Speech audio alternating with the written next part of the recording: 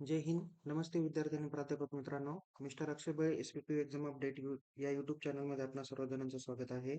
आताच्या या व्हिडिओमध्ये आपण समर एक्झाम 2026 म्हणजेच परीक्षा एप्रिल-मे 2026 मधील एस-वाय-बी-एस-सी कम्प्युटर सायन्स सेमिस्टर 4 चा परीक्षा फॉर्म कसा भरावा, सी-चे कोणते विषय निवडावे, ए-ई-सीचा कोणता विषय निवडावा, त्यानंतर ओ-ईचा विषय कशा पद्धतीने भरावा, या पद्धतीची माहिती आपण बघणार आहे. तसेच परीक्षा फॉर्म भरल्यानंतर परीक्षेची फी ऑनलाईन कशा पद्धतीने भरावी याबाबत देखील आपण या व्हिडिओमध्ये माहिती घेणार आहोत. त्यामुळे परीक्षा फॉर्म भरण्यापूर्वी हा व्हिडिओ नक्की बघा, जेणेकरून तुमच्या परीक्षा फॉर्म भरण्यामध्ये कोणत्याही पद्धतीची त्रुटी येणार नाही. चला तर मग आता आपण परीक्षा फॉर्म कसा भरावा त्याची माहिती बघूया.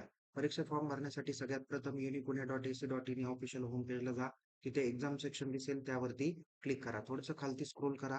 इथे स्टुडंट सेक्शन मध्ये इथे एक्झाम फॉर्म ऑनलाईन दिसेल त्यावरती क्लिक करा. इथे फॉर्म भरण्यासाठी 1 ते 8 पद्धतीच्या लिंक दिसतील. कोणत्याही एखाद्या लिंकवर तुम्ही क्लिक करा. इथे तुम्हाला एक्झाम फॉर्मच्या डेट दिसतील. त्या डेट काळजीपूर्वक बघा.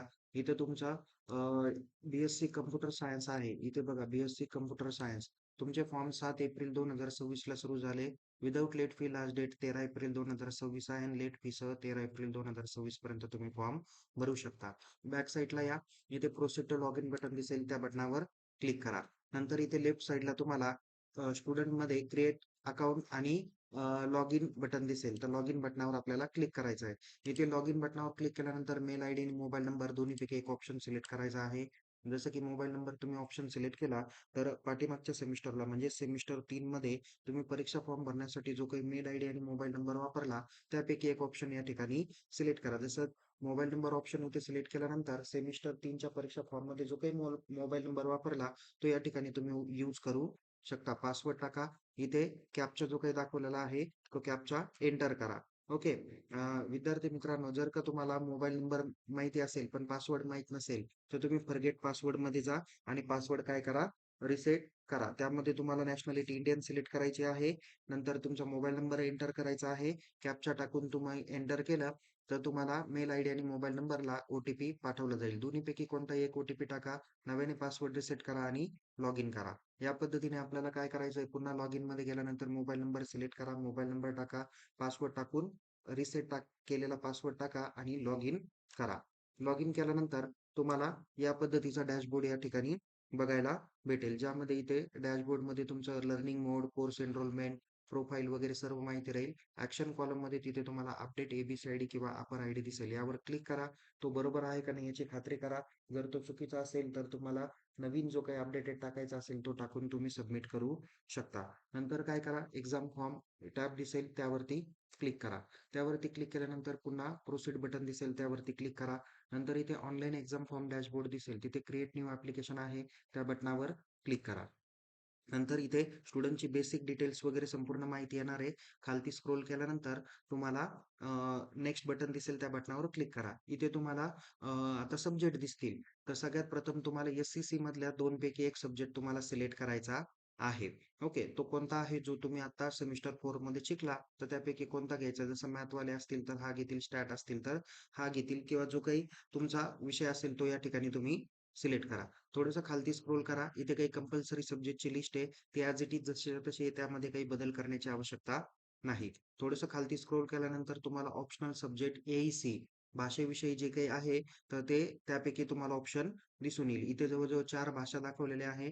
तुम्हाला सेमिस्टर 3 मध्ये तुम्ही जी भाषा निवडली असेल त्याच्यातला दुसरा पार्ट आता तुम्हाला या ठिकाणी निवडायचा आहे. म्हणजे सेमिस्टर 3 मध्ये तुम्ही जर का ए-ई-सी मराठी विषय निवडला असेल तर आता ए-ई-सी मराठी घ्यावा लागेल. जर सेमिस्टर 3 मध्ये ए-ई-सी हिंदी घेतला असेल तर आता पण तुम्हाला हिंदी भाग घ्यावा लागेल. ओके.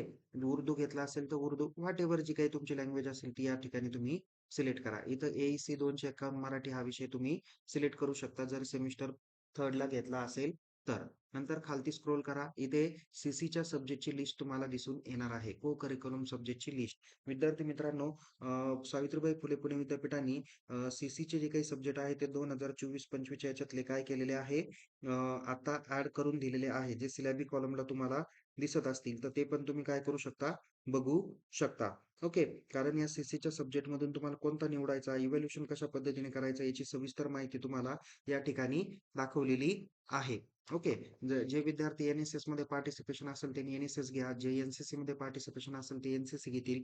जे कशातच पार्टिसिपेशन नाही तर त्यांनी हवं तर इथं 10, 11 किंवा 9 याच्यापैकी एखादा विषय तुम्ही ते सिलेक्ट करू शकता. तर आमच्या विद्यार्थ्यांना आम्ही इथे 11 नंबरचा विषय दिलेला आहे. जे एन-एस-एस वगैरे कोणत्या ॲक्टिव्हिटीमध्ये नाही त्यांना तो विषय दिलेला आहे. ओके. आता हा विद्यार्थी एन-एस-एस मध्ये आहे म्हणून इथे आपण एन-एस-एस कॉलमला टिक केलेली आहे. नंतर सरते शेवटी सेव्ह आणि नेक्स्ट बटन दिसेल त्या बटनावर क्लिक करा. त्या बटनावर क्लिक केल्यानंतर ओईचा विषय तुम्हाला निवडायचा आहे. इथं सिलेक्ट फॅकल्टी फॉर ओई त्यावर क्लिक करा. इथे आपले सायन्स फॅकल्टी आहे तर आपल्याला ओई हा ह्युमॅनिटी किंवा कॉमर्स अँड मॅनेजमेंट मधून सिलेक्ट करावा लागेल. तर इथे आपण कॉमर्स अँड मॅनेजमेंट हा ऑप्शन आपण सिलेक्ट करूया. कारण सेमिस्टर 1, 2, 3 मध्ये आपण कॉमर्स फॅकल्टीचाच ओई घेतलेला असेल तर आता पण ओई कॉमर्स मधूनच घ्यायचा आहे. ओके. सो जर तुम्ही ह्युमॅनिटी मधला ओई घेतला असेल तर ह्युमॅनिटी इथं सिलेक्ट करा. या स्टुडंटनी कॉमर्स मधून घेतला होता म्हणून आपण कॉमर्स या ठिकाणी सिलेक्ट केला. सिलेक्ट सब फॅकल्टी मध्ये कॉमर्सचा घेतलेला आहे म्हणून इथे कॉमर्स सिलेक्ट केला.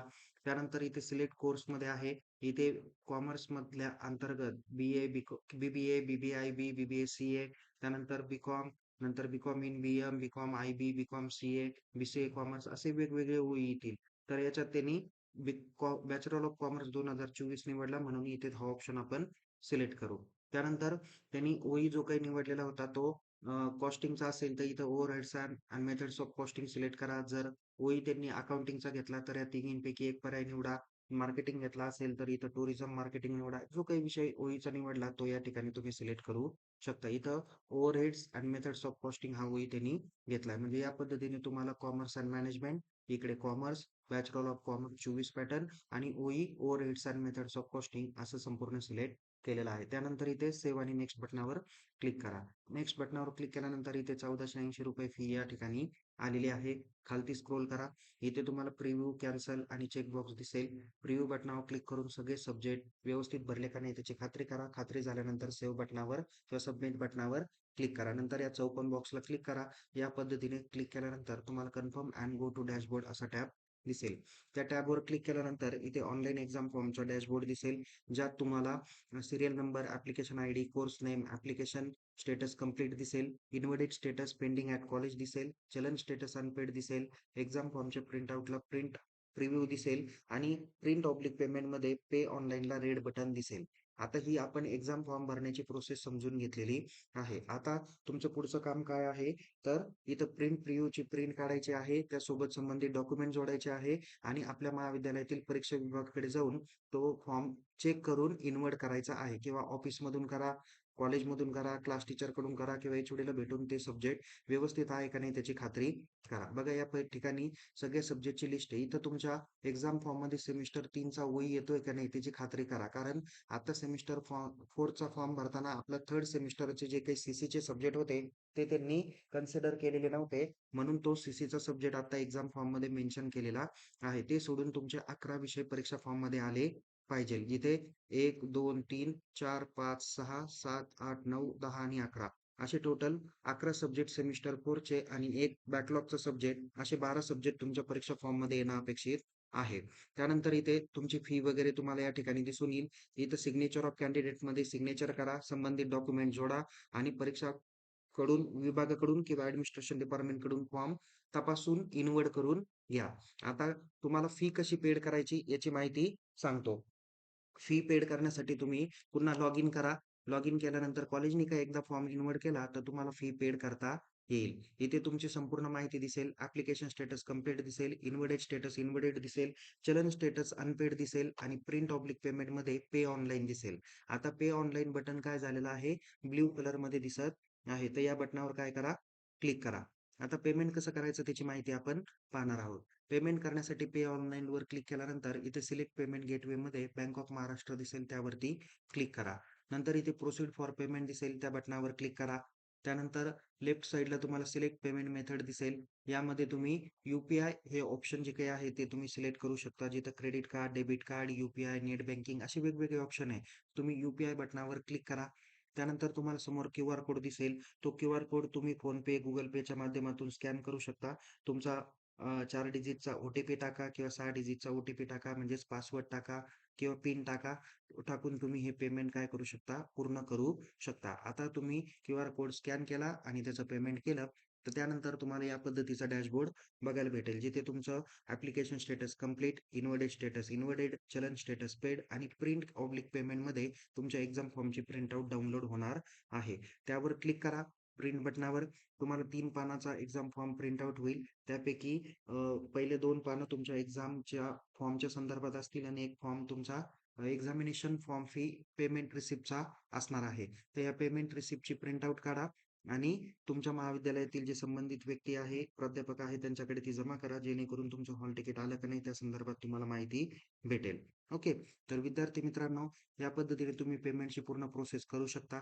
कधी-कधी काही-काही विद्यार्थ्यांना असा प्रॉब्लेम येतो, की पेमेंट केलेलं आहे, पण तरी पण तिथं पेमेंट स्टेटस अनपेड दिसत आहे. जर कधी सक्सेसफुल पेमेंट झालेलं असेल तुमच्याकडे, पण अनपेड दिसत असेल, तर तुम्ही महाविद्यालयातील परीक्षा विभागाला भेटलं पाहिजे. त्यांच्याकडून वेब मेलवरून विद्यापीठाच्या ऑनलाईन पेमेंट स्लॅश support@unipune.ac.in यावर काय केलं पाहिजे, मेल केला पाहिजे. त्या मेलमध्ये तुमचं पूर्ण नाव, तुमचा रजिस्ट्रेशन मेल आयडी, नंतर चलन नंबर किंवा यू-टी-आय नंबर जो काही असतो तो टाकला पाहिजे. ॲप्लिकेशन आयडी टाकायचा एक्झाम फॉर्मचा.